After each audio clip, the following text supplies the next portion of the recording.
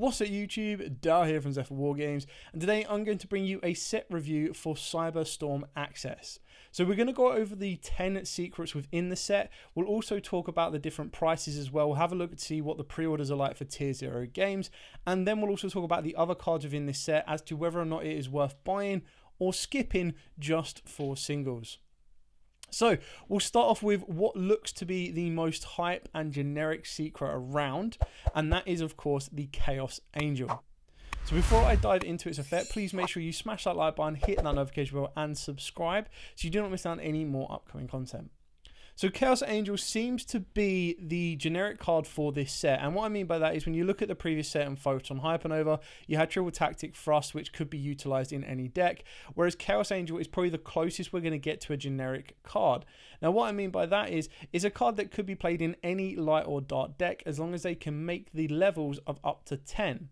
Why is that, I hear you ask? Well, quite simply, it requires one tuner plus one or more non-tuner light or dark monster.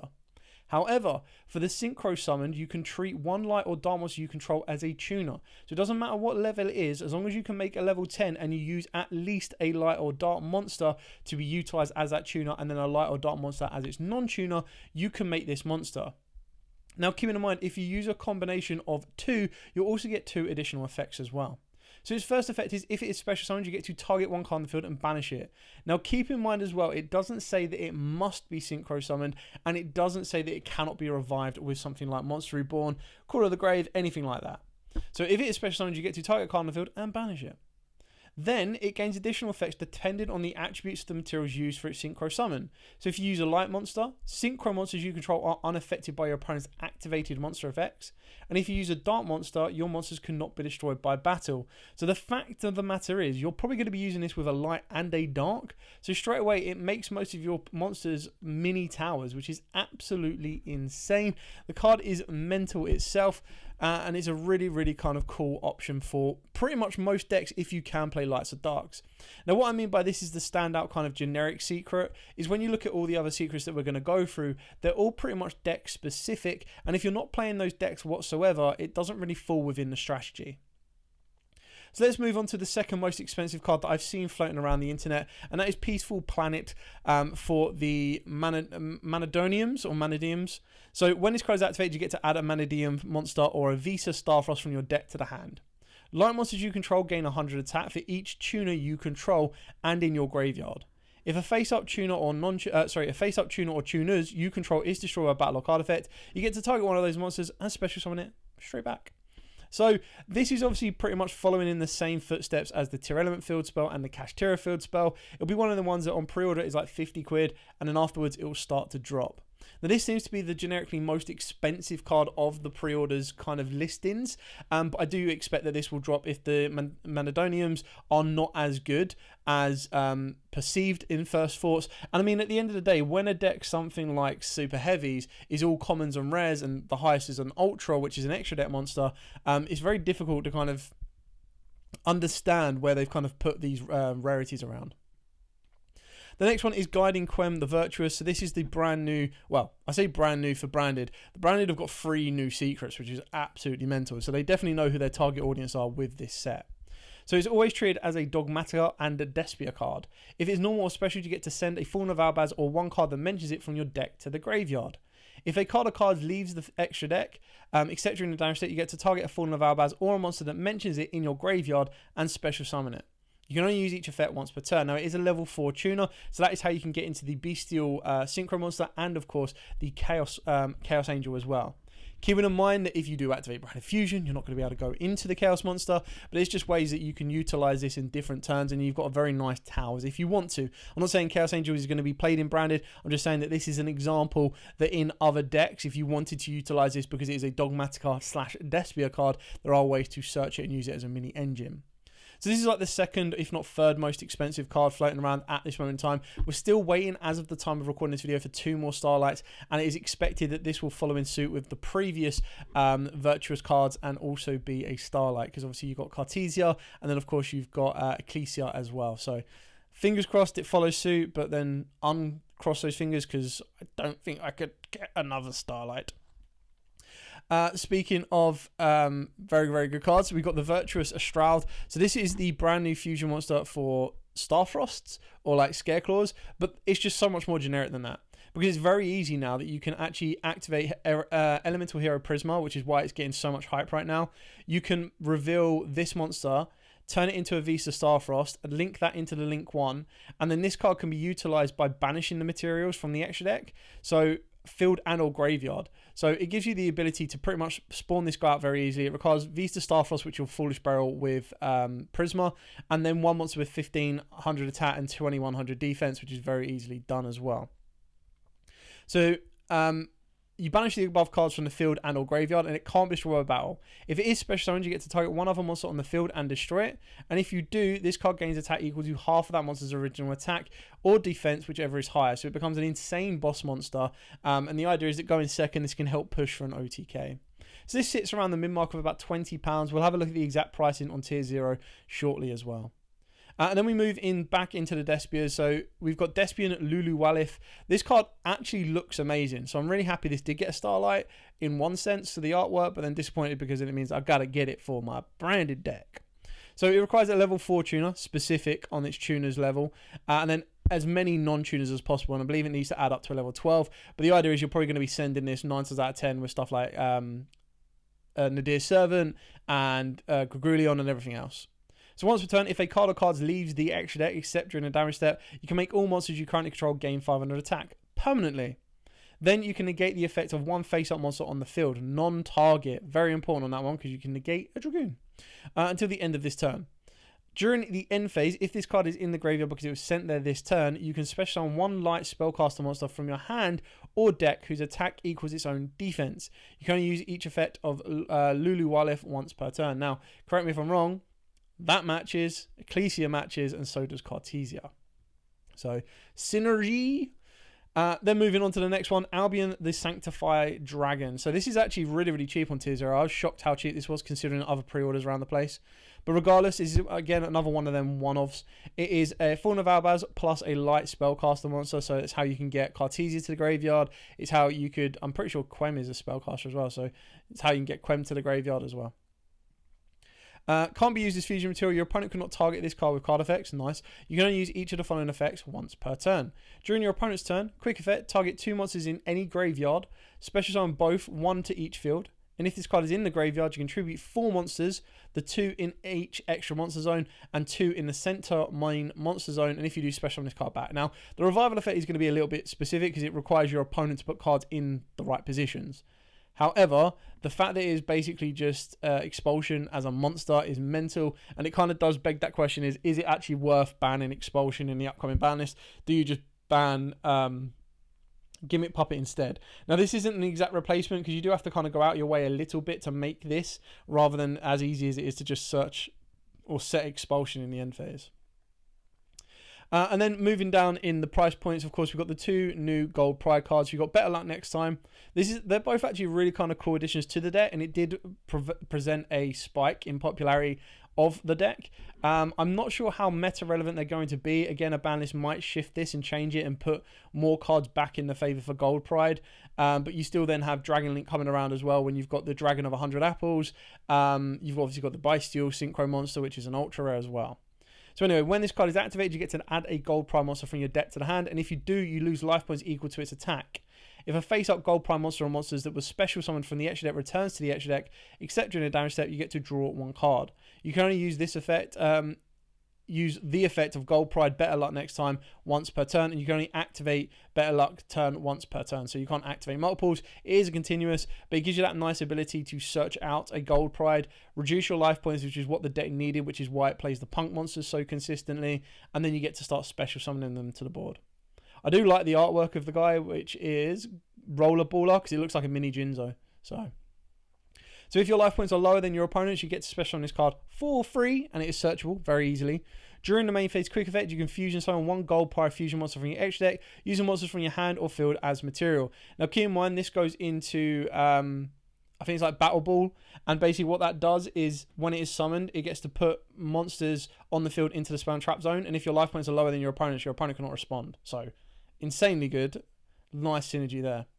And then the penultimate secret that we waited so long for is the Firewall Dragon Singularity. So it's a kind of cool Link 6 monster. It's only going to be utilized in mainly Cyber style decks. Mainly, I think the most meta relevant one will be Mathmex.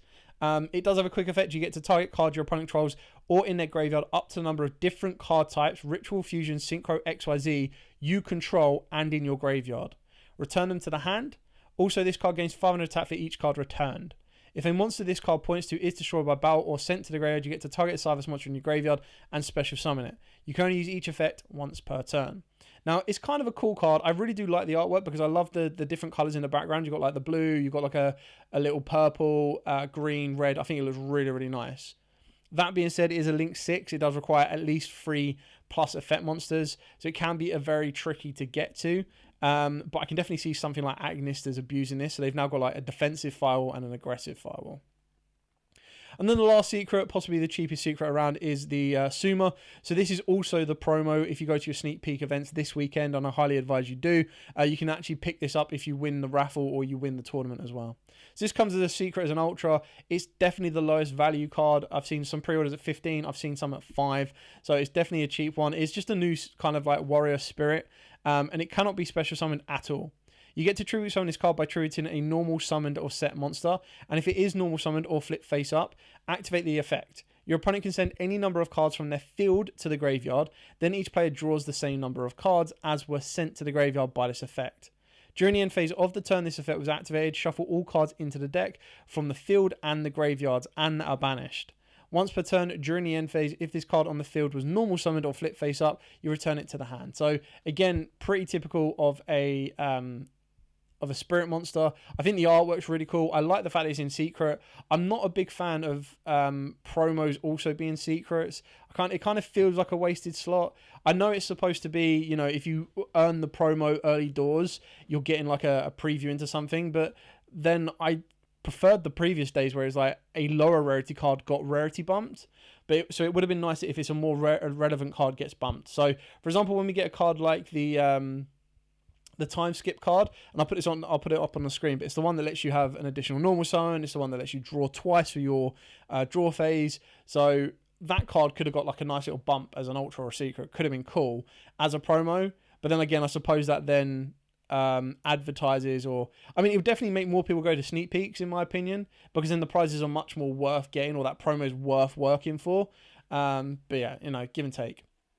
Anyway, let's look at Tier 0. So they've got their pre-orders up. They've already sold out of a couple of bits, but keep in mind that the sellout is only for their pre-orders. When they get the sets coming out officially next week and they start to open up more to put them up, these will start to get restocked.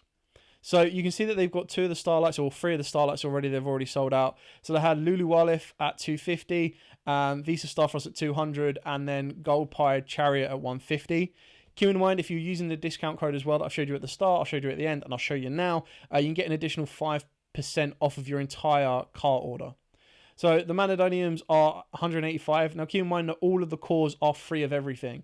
So you'll get 3 of the Synchro, 3 of the Supers, 3 of each of the secrets. So that's the Shroud. That's also 3 of the Planet. So keep in mind, when some of the pre-orders of the Planet is at 150 each, you're then technically paying 150 for the planets, and then you'll be paying £35 to get 3 of the Shroud and a 3 of everything else. So it's 180 on the branded core. This is probably like the best value one, because technically in this core you'll get like 9 secrets and then 3 ultras, which is mad. Pretty much can be the same said for the Gold Pride, which has sold out, but at £92 you're getting I think like 6 ultras, which are these 2 here. 9 ultras, and then you'll get 6 secrets. So that's kind of cool. Base price of a box is £66. For a case, if you're looking to get loads, is $725, and they do ship worldwide. So then we look at Chaos Angel, £36, pretty standard on that one. The Peaceful Planet, £35. A Firewall Core, which is again free of all of those pictured and some more, is £30. Quem, £30 per copy. The Virtuous Astroud, £20. Super Heavy Core, £20, that's pretty decent. Lulu as a secret rare, $15. Gold Pride, you can see the singles have sold out already. So that's probably because the core sold out and then the singles sold out. Apart from Rollerballer, he's still here. But I'm guessing when you're buying singles of this one, you probably only want 1, whereas the Better Luck next time you probably want 3 of. And then you've got, this is the Dragon of 100 Apples. So this is a really kind of cool card for Sword Soul and Dragon Link. So no surprise that sold out as well. A Tellarknight core for £10 for me is insane because I love Tellarknights, and you're going to get 9 super rares plus 3 ultras for £10. I think that's pretty decent, especially when I think the ultra on its own is £3, so the rest of these are like 40p each. So I think it's a really good deal. Albion Sanctify Dragon, £10. I think that's pretty good actually. I expect that to be like the Lubellion. It might not Lubellion, Alba, and I think that will change if they do decide randomly to ban Expulsion rather than the Gimmick Puppet, but you never know. The Mandadonium Ultra Rare, so the Rimheart is £8. You got the Firewall Secret Rare, £8, and then there you go. The Sumo is £5 Secret Rare. So I'm not going to go through all of these, but you can kind of see like Pinballer £4, Prime Heart £4, the Tellarknight £3, and then everything else just starts going down from here. So Defender or Defensor, and then you got your Super Heavy Samurais, Infinitrap Rollers, and then keep going down. Now, one that I would advise you to keep an eye on. Got to try and remember how to spell it. What is it called? Mana. Is it Mana something? I can't remember what it's called. But basically, it was 40p. And again, I'll put the picture up on the screen. It's the one that lets you get the double normal summon, the double draw, and everything like that. I think it's kind of a cool card that's worth looking into and definitely having a playset of, especially at 40p. Like, that's mental. And it might even become a bestial where it will go up in price. You never know. Someone might break it. Someone might work with it. But yeah, like, even if I went low to high, I bet I still couldn't find it. Not that they haven't really got all the pictures uploaded, so I can't, even if I do find it, I can't go from there. Anyway, so now when we're looking, let's start looking back at, so there's all the singles we've kind of gone over. That's where the money value is at the moment. I don't feel the money value in a box is enough right now. I do feel that, like when you had Triple Tactic Frost, when you had everyone trying to get hold of the planet, that was 50 quid as well. You had a very decent chance of either getting like a staple card or you got a card that could deal with it. I think what shines in this set specifically is not its secret rares, but actually the lower rarity cards. That's where I feel like your Dragon of 100 Apples. I feel the Bestial Synchro Monster. I feel that some of the supers are going to be really good as well. Super heavies, if you're a legacy player and you've already got super heavies, they'll definitely be worth looking into.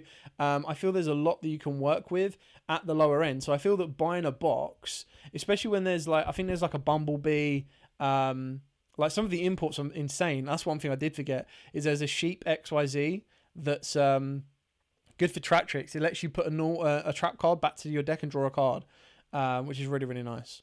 So there's definitely a couple of cards I can see a lot of people going for, but I also think you have a very nice balance in this set.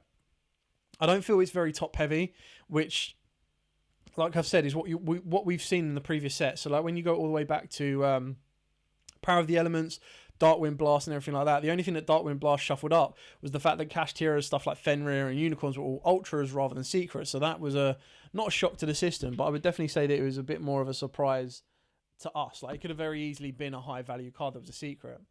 I feel that most of the cards I was expecting to be high rarity cards have become the high rarity cards, but I don't think there's anything in here that makes me go, whoo.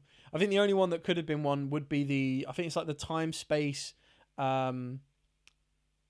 metronome or something. Again, I'll put the picture up online, up on the screen for you guys, but that one I could have thought could have been a secret, and they probably could have tried to milk that a little bit, but it looks like they definitely settled to milk the gold prides. Definitely the branded. Jeez, branded got the bad end of the stick, and like I said, we're still waiting on 2 more starlights. So when you look at the branded in just this set alone, I would expect branded to get 2 starlights, 3 secrets, and then if you include the Bestial Synchro Monster, then it ends up having like an additional ultra as well. It's just like, really? But it is what it is. It's a lore deck, so they're definitely going to try and go as far as they can with it. I think the Super Heavies getting a core for 20 quid is mental, and I think a core for Tellarknight. To me, these two for legacy players is absolutely mental. Like, you can complete and upgrade your deck that you've had for ages for like 10 to 20 quid. And then it's like, if you want to be building the new mana domes, then of course you're going to be paying the money. And if you want to upgrade your branded, it's like £80. So like when you look at it, you've got Super Heavy upgrade, 20 quid, not to mention the legacy cards.